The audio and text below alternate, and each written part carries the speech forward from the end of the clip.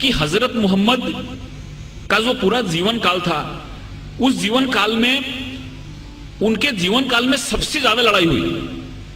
ऐसा बताते हैं कि 84 ऐसी लड़ाई हुई जिसमें उन्होंने प्रत्यक्ष या अप्रत्यक्ष भाग लिया।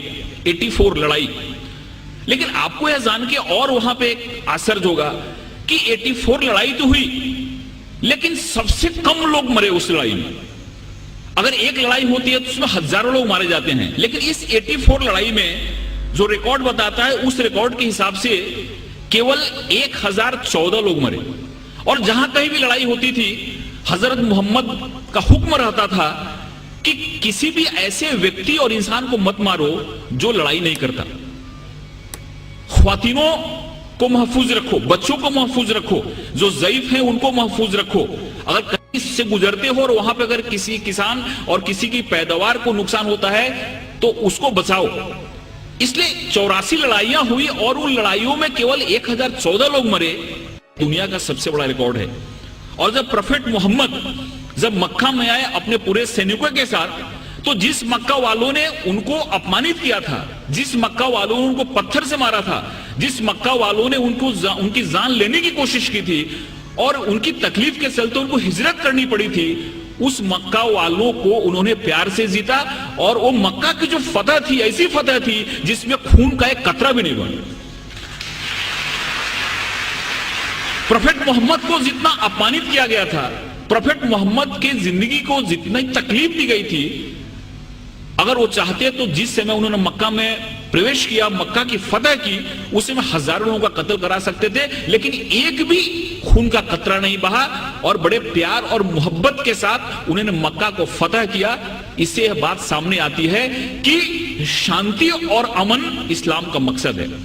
तलवार उठाई उन्होंने, तलवार इसलिए उठाई कि तलवार उठाने का उनको हुक्म था, मजबूरी थी तलवार उठाना, कि अगर तलवार नहीं उठाते तो मजहब का क्याम नहीं हो सकता।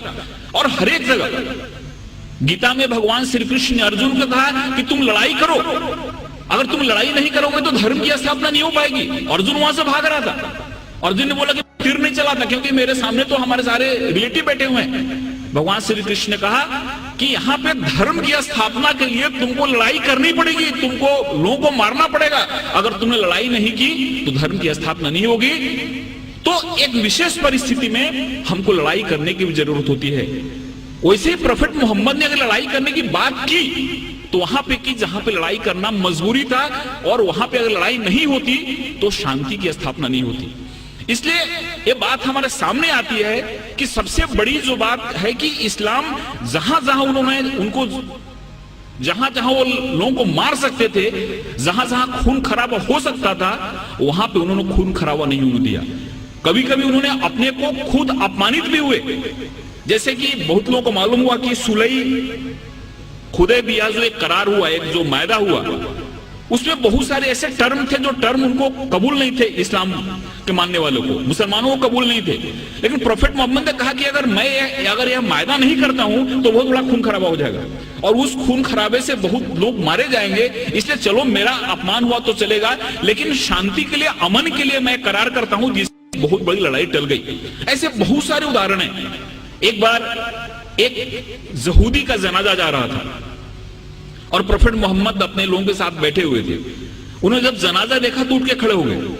उनके लोगों ने कहा कि ये तो मुसलमान का जनाजा नहीं, ये तो एक यहूदी का जनाजा है। तो मोहम्मद ने क्या, प्रोफेट मोहम्मद ने क्या, क्या यहूदी इंसान नहीं होता? ये सारी चीजें हमारे सामने आनी चाहिए। उस बूढ़ी औरत की कहानी मालूम है कि उसको ऐसा लगता था कि यहाँ पे इस्लाम बढ़ रहा है, एक मोहम्मद नाम का ऐसा शख्सियत है जो सबको इस्लाम में ले जा रहा है, इसलिए वो गांव छोड़ के जा रही थी। उसके सर पे गठरी थी और गठरी उठ नहीं रही थी। एक नौजवान आया और बोला कि माता जी मैं आपकी मदद करूं, आप चलो अपनी गठरी में गांव के बाहर छोड़ देता हूं। औरत ने उनको गठरी दी और वहां से नौजवान उस गठरी को अपने सर पे लिया और गांव के बाहर गया और बोला कि आप ठीक है, आप गठरी लो, जाओ। उस औरत ने पूछा कि कैसा नेक इंसान है जो अपने सर पे मेरी गठरी लेके जा रहा है। उसने पूछा कि तुम्हारा नाम क्या है? इन्होंने कहा कि मुझको मोहम्मद कहते हैं। जिसके डर से भाग रही थी वही इंसान उस औरत की गठरी को अपने सर पे ले जा रहा है और उसको मदद कर रहा है, और उसी दिन औरत इस्लाम में आ गई।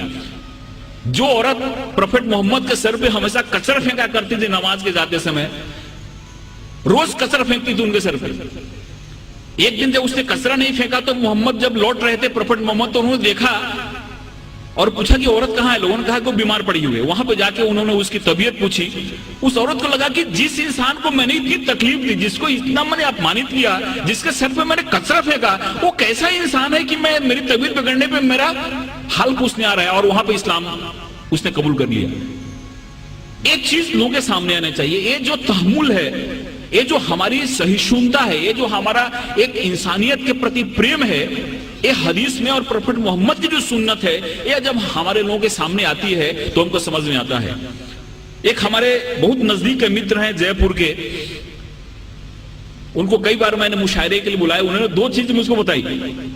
ये दोनों चीजें मुझको कहीं रेफरेंस मिला नहीं है, लेकिन उन्होंने बताई। उन्होंने पहला ऐसा बात कहा कि प्रॉफेट मोहम्मद की जो चचेरी बहन थी उसका नाम हिंद था, और वो ऐसा बता रहे थे कि उस समय हिंदुस्तान जो मुल्क था, इस मुल्क से वहां के लोगों को बहुत प्रेम था, और बहुत बार प्रॉफेट मोहम्मद ने इस मुल्क के बारे में सुना था। तो हिंदुस्तान के नाम से वो जो हिंद उनकी चचेरी बहन थी उसका नाम रखा गया था। उन्होंने ये भी बताया, लेकिन मुझको इसका रेफरेंस नहीं मिला।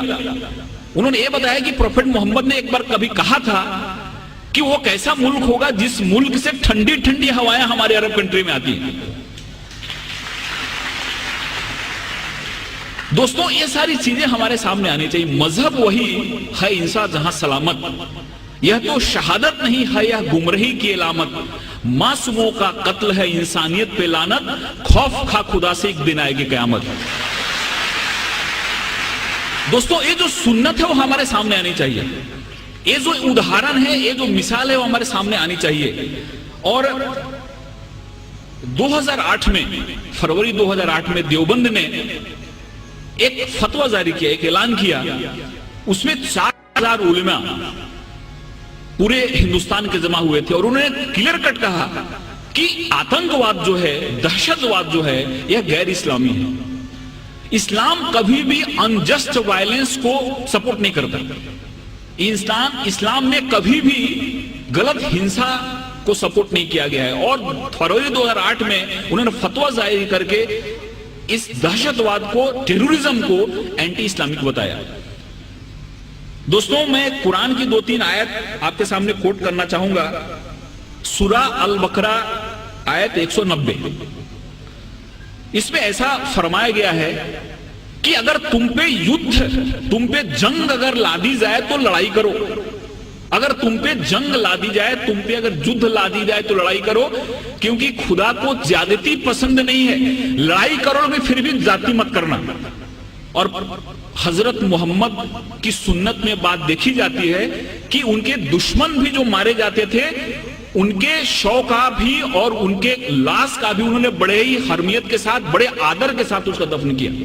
कभी भी उन्होंने किसी लाश को बेइज्जत नहीं उन्हें दिया, कभी भी उसकी बेहरमती नहीं की, कभी उसको तबाह नहीं किया। ये हमारी कुरान की आयत बताती है कि युद्ध उसी से करो जो तुम पे युद्ध लादता है, मजबूर करता है तुमको लड़ने के लिए, लेकिन फिर भी जाति मत करना, क्योंकि खुदा को जाति पसंद नहीं है।